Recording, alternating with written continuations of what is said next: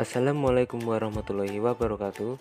Perkenalkan, kami dari kelompok 1 dengan anggota Anissa Nur Aida NIM 010, Iva Fitriatul Fadilah NIM 012, Meliana Dian Anggista NIM 018, Dea Sarvita NIM 034, Dia Vira Umami NIM 046, dan saya sendiri Yoga Sugiantoro dengan NIM 040.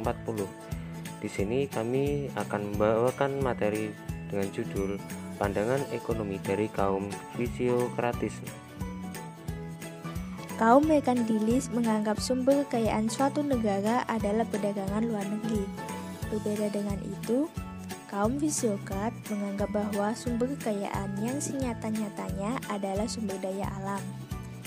Ini yang menyebabkan aliran ini dinamai aliran fisiokratisme, yaitu penggabungan dari dua kata fisik yang artinya alam dan kratein atau kratos yang artinya kekuasaan.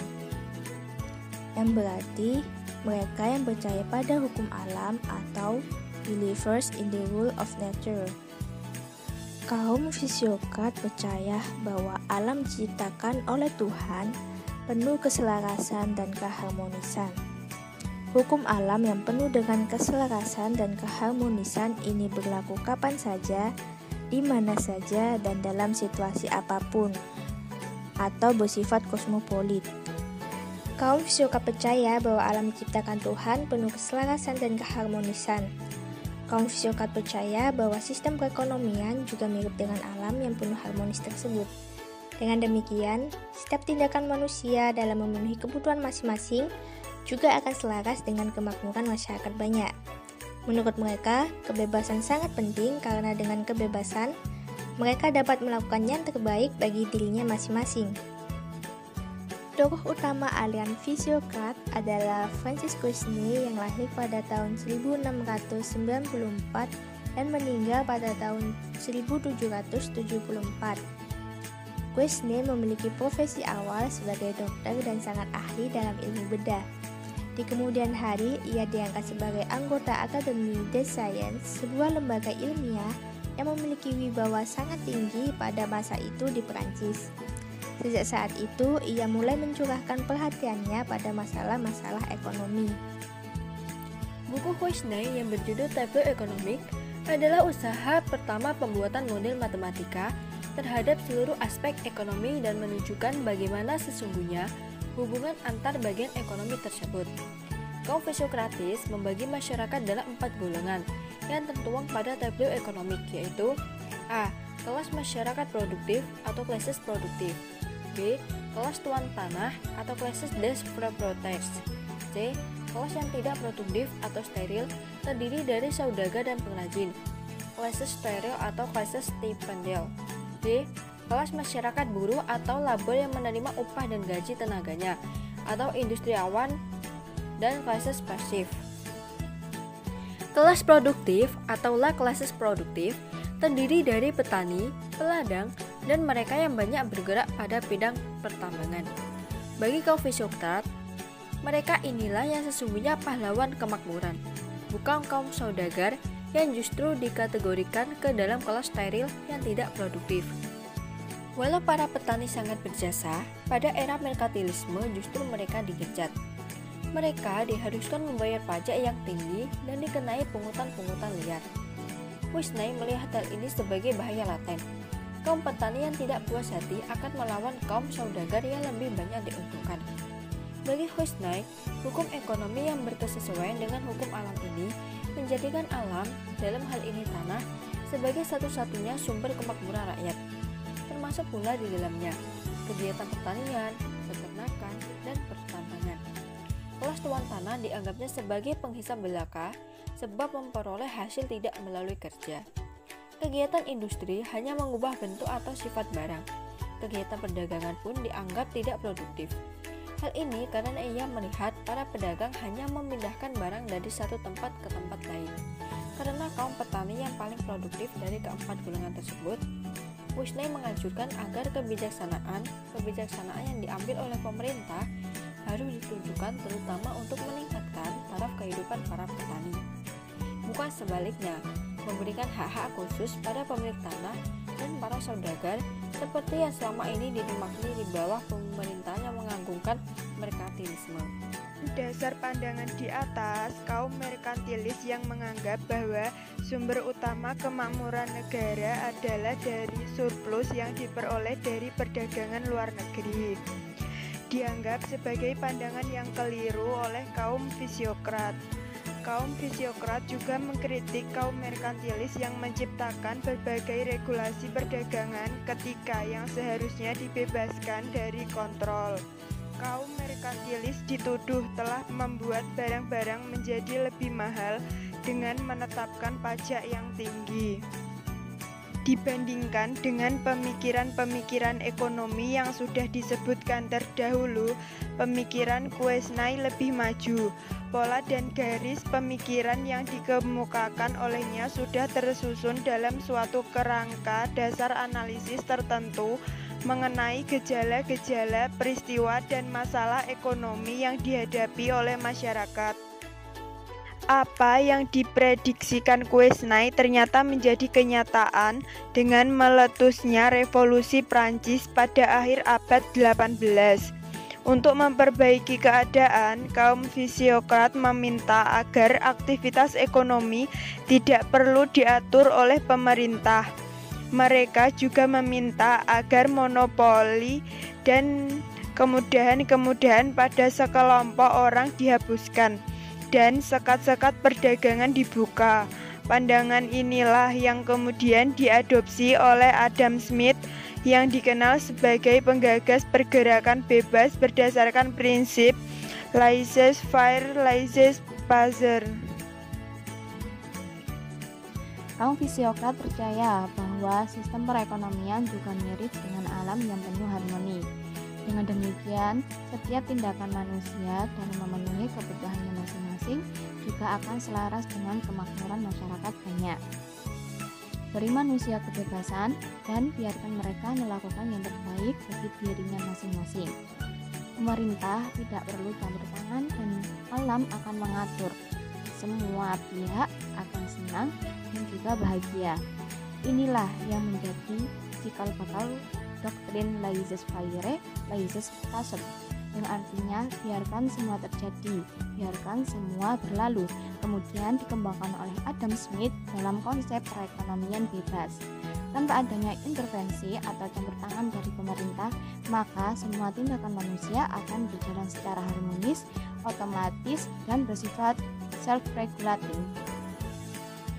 Pemikiran ekonomi kaum fisiokrat yang menonjol dalam perkembangan ilmu ekonomi selain lingkaran arus ekonomi dalam tabel ekonomi, yaitu tentang teori nilai dan harga yang terbagi menjadi 3. Yang pertama yaitu harga dasar barang-barang, yang kedua harga penjualan, dan yang ketiga harga yang harus dibayar oleh konsumen.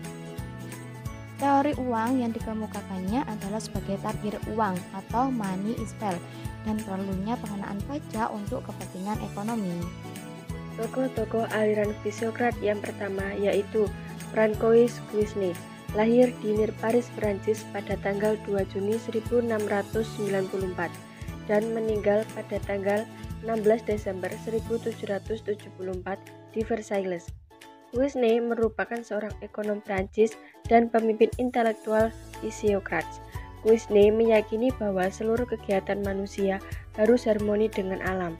Intinya, pertama, semboyan laissez-faire, laissez-passer, yang arti konotatifnya biarkan orang berbuat seperti yang mereka sukai tanpa campur tangan pemerintah, mengisyaratkan betapa pemerintah harus membatasi diri dalam intervensinya dalam perekonomian, jelas bertentangan dengan kaum merkantilis maupun feodalis.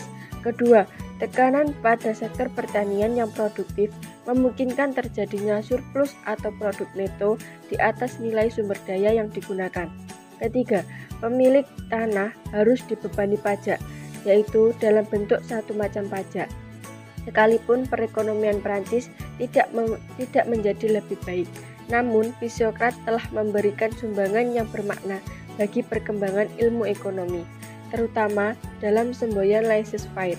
Fisiokrat mengubah perhatian para ekonom kepada masalah peranan pemerintah dalam perekonomian yang didasarkan pada persaingan bebas dan kebebasan memilih serta membuat keputusan. Tokoh aliran fisiokrat yang kedua, yaitu Anne Robert Jacques Turgot, adalah seorang filsuf Prancis yang sangat berpengaruh dalam pemikiran Adam Smith. Turgot adalah pendukung perdagangan bebas dan laissez-faire. Pernah menjadi Menteri Keuangan dalam pemerintahan Louis ke-16. Sebagai fisiokrat, Turgot membela pertanian sebagai sektor paling produktif dalam ekonomi, tetapi Reflection menunjukkan pemahaman yang mendalam tentang perekonomian, bahkan melebihi Smith dalam banyak hal. Karya ekonominya yang terang ini memberikan pemahaman yang baik tentang prevensi waktu, kapital, dan suku bunga, dan peran entrepreneur kapitalis dalam ekonomi kompetitif. Dia mendeskripsikan hukum pendapatan yang berkurang yang kelak dipopulerkan oleh Malthus dan Ricardo. Pemikirannya tentang ekonomi sejalan dengan Francois Quesnay, bahwa sumber kemakmuran berasal dari alam, terutama usaha bidang pertanian. Oleh karena itu, Jacques Turgot memberikan dorongan agar usaha pertanian dapat ditingkatkan. Sumbangan pemikiran yang sangat berharga untuk pengembangan ilmu pengetahuan ekonomi tersebut antara lain: 1. Teori pembentukan modal. Teori Turgot bertolak pada urusan pertanian. Nilai tambah merupakan awal pembentukan modal masyarakat yang berasal dari laba pengusaha dan sewa tanah. Kedua, teori hukum hasil lebih yang makin berkurang. Tambahan modal untuk meningkatkan usaha pertanian ada batasnya.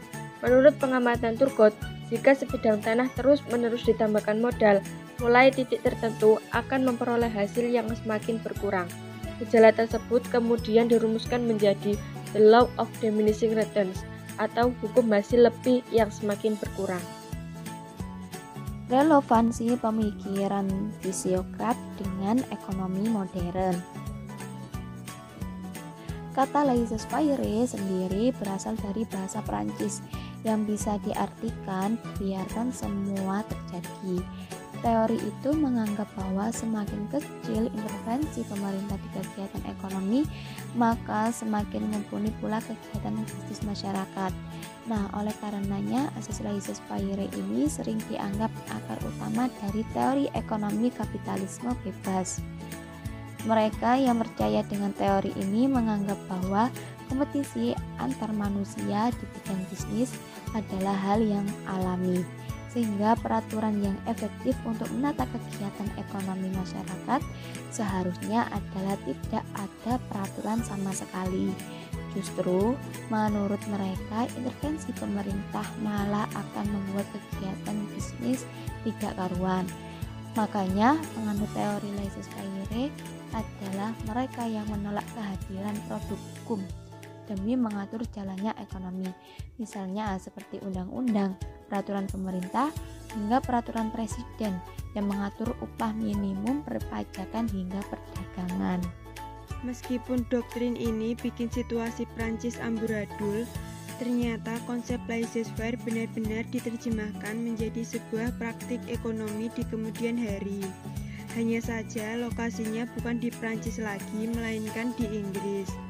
Pelaku usaha di Inggris menganut doktrin laissez-faire ketika revolusi industri pertama menyeruak di negara itu pada akhir abad ke-18 dan awal abad ke-19. Praktik tersebut menjadi populer di Inggris setelah dipopulerkan ekonom klasik seperti Adam Smith dan David Ricardo. Hanya saja praktik itu berjuang pada rendahnya keselamatan kerja para buruh dan menyebabkan jurang ketimpangan antara si kaya dan si miskin. Sementara itu, pemerintah Inggris pun seolah-olah enggan melahirkan produk hukum demi melindungi mereka yang dirugikan dari praktik laissez-faire.